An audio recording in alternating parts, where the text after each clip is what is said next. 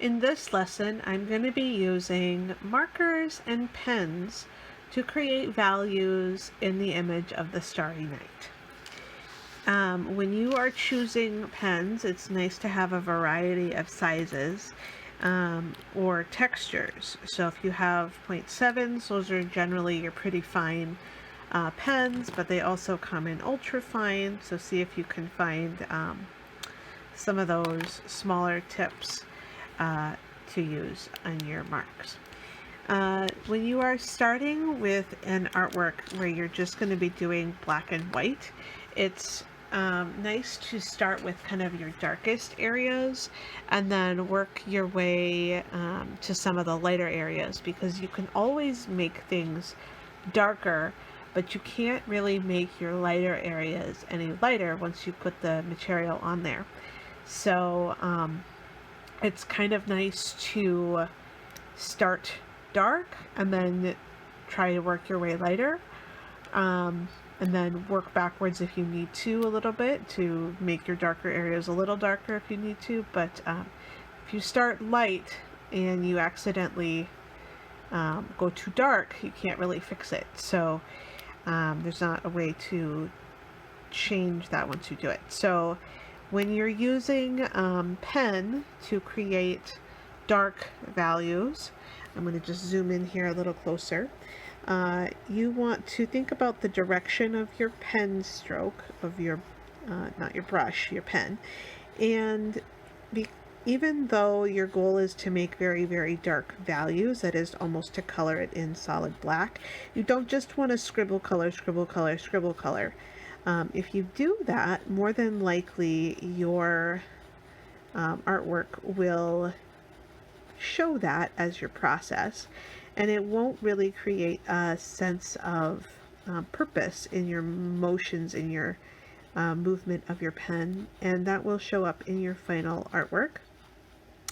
So it's best to sort of create smaller little sections where all of your pen marks that you're doing go together, or kind of create a sense together of what it's supposed to look like. So you can color in solidly, but you want to do so using shorter pen marks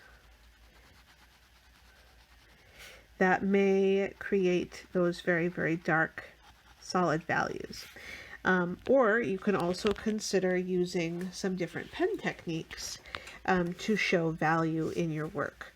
So for example, one way of filling in with black in an artwork is to do something called hatch marks, which is just a series of straight lines parallel to each other and very close together.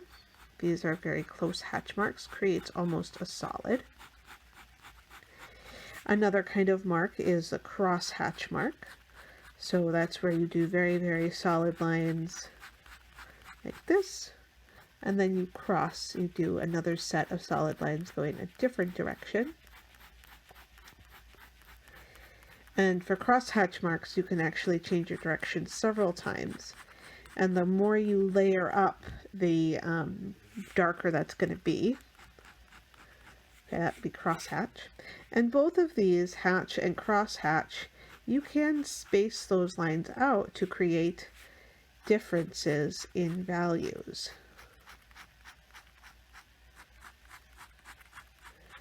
So you notice that this is very dark, this is much lighter, both of these are cross hatch, this is pretty dark, this is much lighter, both of these are hatch.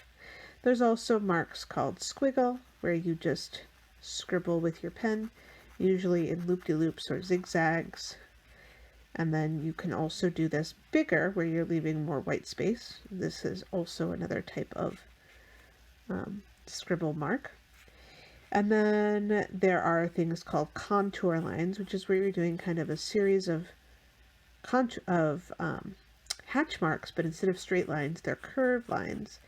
And for organic shapes, like this tree that I'm doing, makes the most sense, curves. And they can go kind of in multiple directions if you want. These are called contour lines because they sort of show the curve or the contour or the shape All those words are interchangeable of the object that you're drawing. And another kind is stipple. This is one that will take a long time to complete and is best used for small artworks. But this is where, if I zoom in really close here, you will see I'm creating little tiny dots as I'm picking up my pen. And if I space these out far enough, they will create different values. So these are all different techniques that you can use. And I will be using many of these as I start filling in my tree. As I fill in the whole artwork. This particular tree, though, I'm going to probably go back in and color quite dark because this is our focal point for this artwork. So this will all be kind of filled in very dark. So without further ado, I'm going to go ahead and work on that a little bit. But you are more than welcome to experiment and try any of these techniques on your artwork.